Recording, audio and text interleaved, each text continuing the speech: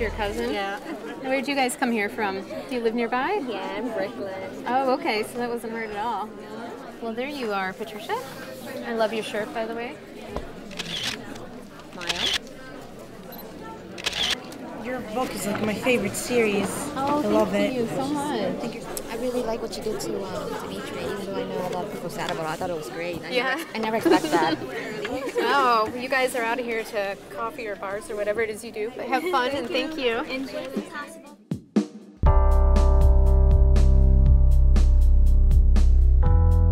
So here in Spirit Bound, I have chosen the most spoiler-free section I could find, which I know is a disappointment to many of you. But, you know, I got to protect those who aren't quite there in the series yet. So what this scene is our pal Rose is getting a tarot reading from the fortune teller we met in Shadow Kiss. And if you read that book, you know that the cards that Rose got sort of came true. And so here Rose is getting another one, and as always, Rose is kind of skeptical, but kind of not. And so when you drive home tonight, you can sit and analyze the cards too and try to figure out what's going to happen in the book. Rose Hathaway, Rhonda said happily, setting the yogurt aside. What a nice surprise.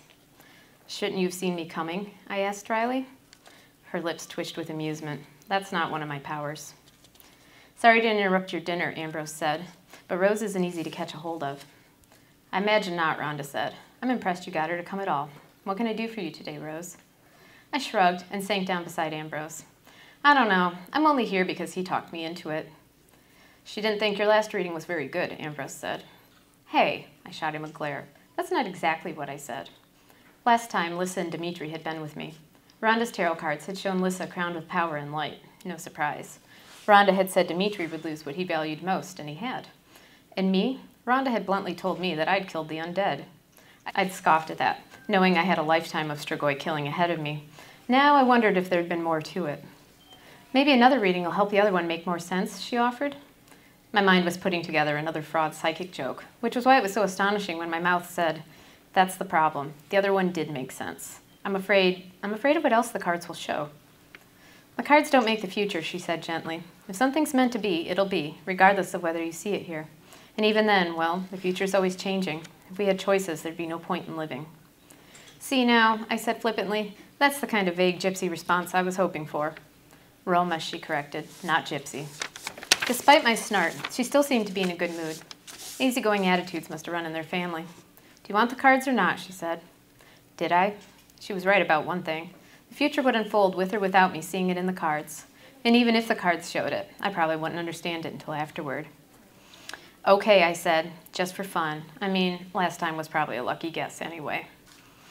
Rhonda rolled her eyes but said nothing as she began shuffling her tarot deck. She did it with such precision that the cards seemed to move themselves.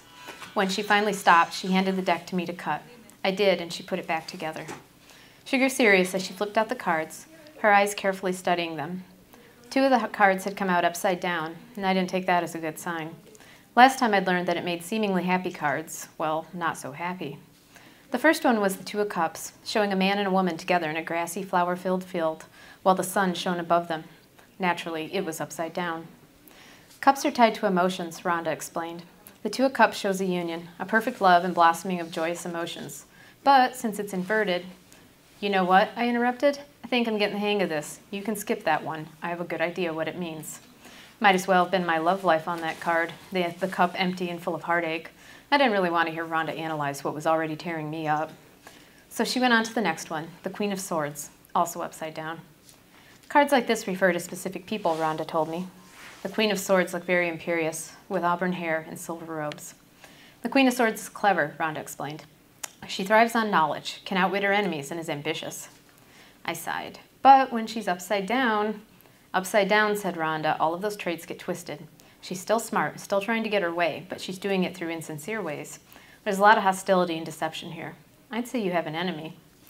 Yeah, I said, eyeing the crown. I think I can guess who. I just called her a sanctimonious bitch. Rhonda didn't comment and moved on to the next one. It was facing the right way, but I kind of wished it wasn't. It had a whole bunch of swords stuck in the ground and a woman tied and blindfolded to one. 8 of Swords. Oh, come on, I exclaimed. What is it with me and swords? You gave me one this depressing last time.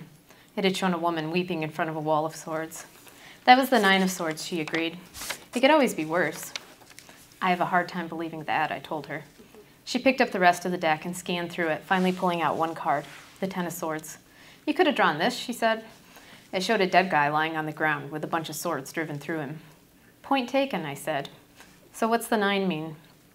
The 9 is being trapped, unable to get out of a situation. It can also mean slander or accusation, someone encouraged to escape something. I glanced back at the Queen card, thinking of the things I'd said in the council room. Those would definitely count as accusations. And being trapped, well, there was always the possibility of a lifetime of punishment. I sighed. Okay, what's the next one? It was the best looking one in the bunch, the 6 of Swords. It had a bunch of people in a boat rowing off over moonlit water. A journey, she said. I was just on a journey. A few of them. I eyed her suspiciously. Oh man, this isn't like some kind of a spiritual journey, is it? Ambrose laughed beside me. Rose, I wish you'd do this every day. Rhonda ignored him. If it were in cups, maybe, but swords are tangible. Action. This is a true out-and-about journey. Where on earth would I go, I wondered.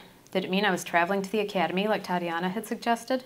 Or was it possible that in spite of all my rule-breaking and calling her Royal Highness names, I might actually get an assignment after all? You could be looking for something, Rhonda said. Maybe a physical journey combined with a spiritual one. It sounded to me now like she was just making it up as she went along. This last one, Rhonda's eyebrows knitted into a frown at the 5th card. This is hidden from me. I peered at it. The Page of Cups, I said. Seems pretty obvious. It's a page with cups.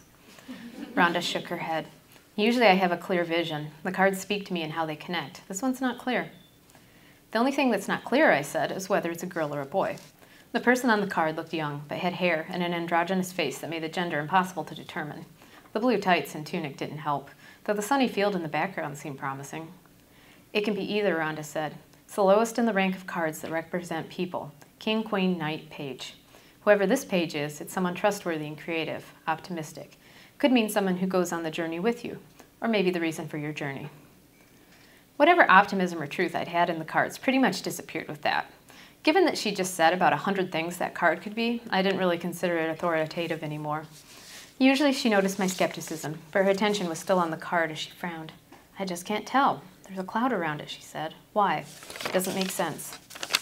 Something about her confusion sent a chill down my spine.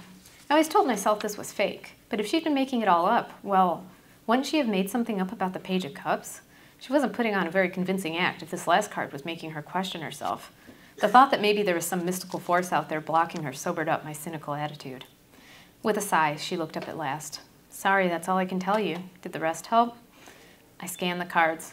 Heartache, an enemy, accusations, entrapment, and travel. Some of it tells me things I already know, I said. The rest leaves me with more questions. She smiled knowingly. That's how it usually is.